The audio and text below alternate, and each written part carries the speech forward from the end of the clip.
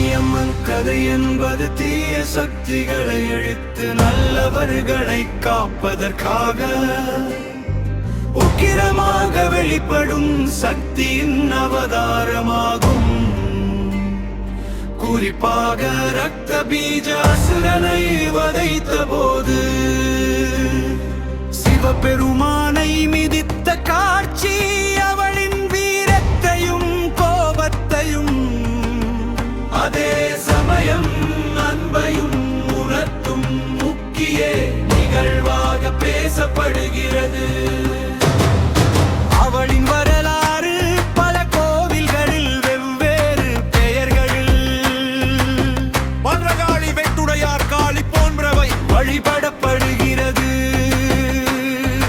காளியம்மன் தோற்றம், சிவனின் தவம் மற்றும் வரங்கள், பலம் கொண்ட ஒரு அரக்கை பெருமானிடம் பலம் வாய்ந்த வரங்களை பெற்று உலகை ஆள முயன்றான்.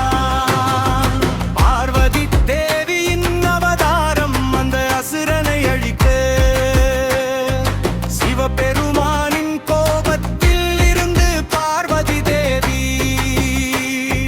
காளியாக அவதரித்தாள். உக்கிரையாழ வடிவம் ஆறில் வேவி தனது உக்கிரமான தோற்றத்தால் அசுரர்களை அழித்தாள். அவளின் கோபம் தணியாமல் உலகையே அழிக்கும் நிலைக்கு சென்றபோது சிவபெருமானே அவள் பாதத்திற்கு கீழே படுத்து அவளின் உக்கிரத்தை குறைத்தார். அப்போது அவள் சிவபெருமானை மிதித்ததாக புராணங்கள் கூறுகின்றன. காளியம்மனின் முக்கிய அம்சங்கள்: காலத்தின் தெய்வம், காளி என்ற சொல் காலம் என்ற வடமொழி சொல்லில் இருந்து வந்தது. அவள் காலத்தையும் மாற்றத்தையும் குறிக்கும் தெய்வம். அழிக்கிறதாய தெய்வம். அவள் பயமுறுத்துவது போல தோன்றினாலும் அடிப்படையில் துஷ்டர்களை அழித்த பக்தர்களுக்கு அருள் புரியும் தெய்வமே. போன்றவரு வடிவங்கள் பத்ரகாளி, குறை காப்பவள் வெட்டுடையார் காளி, போன்றவளுக்கு வடிவங்களில் வழிபடப்படுகிறாள். கொண்டாட்டங்கள் மற்றும் வரலாறு: தமிழ்நாட்டில் குறிப்பாக கொங்கு மண்டலத்தில் கொண்டத்து காளியம்மன் போன்ற பலர் காளி கோவில்கள் உள்ளன.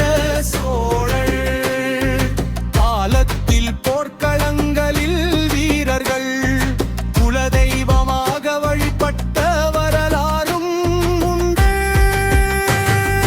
காளியம்மன் கதை என்பது தீமையை அழித்து அன்பையும் சக்தியையும் காலத்தையும் குறிக்கும் தெய்வீக புராண கதையாகும்.